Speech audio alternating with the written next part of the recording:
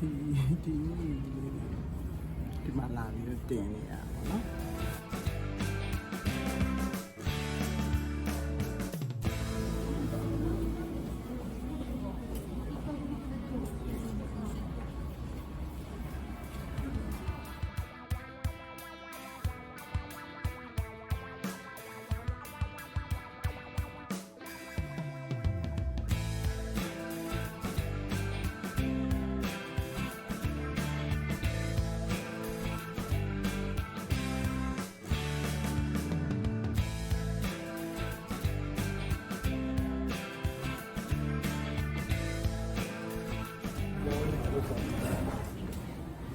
They don't write Classy, which yeah. country they source from.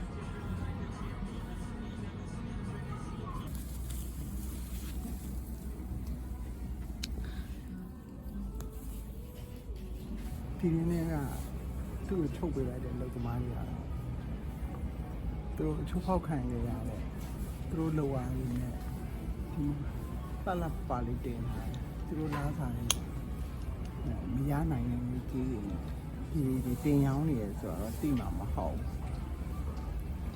ဒါကြီးချုပ်ပြီးတော့အလုပ်ပြုတ်ကြတယ်လောက်သမားကြီးဒုက္ခရောက်တဲ့လောက်သမားကြီးကအများကြီး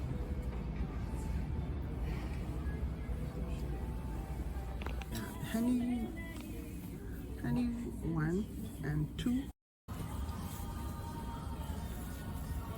This is Bangladesh. This one is Bangladesh. ဒီလိုမျိုး store တိုင်းမှာပြည့်ရဲ့ brand ဟန်နေတယ်နောက်ပိုင်းမှာကျွန်တော်ဖြစ်လာ ဟိုကမာလေးကုန်းမှာပါလာတယ် ဟုတ်ကဲ့ဟိုတော့ဒီလိုပြောင်းကုန်မတ်စိတ်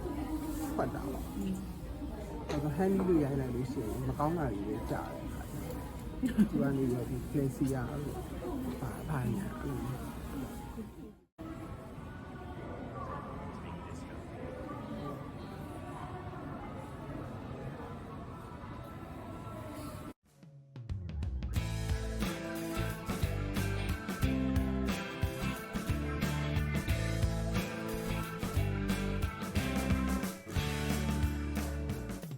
hand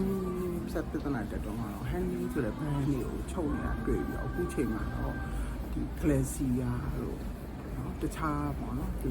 ထုတ်နေတဲ့ brand တွေပြည်တွင်းထဲမှာချုပ်တယ်ဒီစိတ်ုံပိတ်သိမ်းတဲ့ပြီးခဲ့တဲ့ရက်ကဒီချူရန်မြန်မာစိတ်ုံပိတ်သိမ်းတော့ချုပ်တဲ့ brand တွေ sunrise မှာချုပ်နေတဲ့ brand တွေဒီမှာတွေ့ရသူတို့တွေဒီစီမှာအခွင့်အရေးချုပ်ဖောက်ထားတာဒီနေရာမှာအများကြီးပဲလာတွေ့ရတယ်ပေါ့နော်အဲ့တော့မြန်မာနိုင်ငံက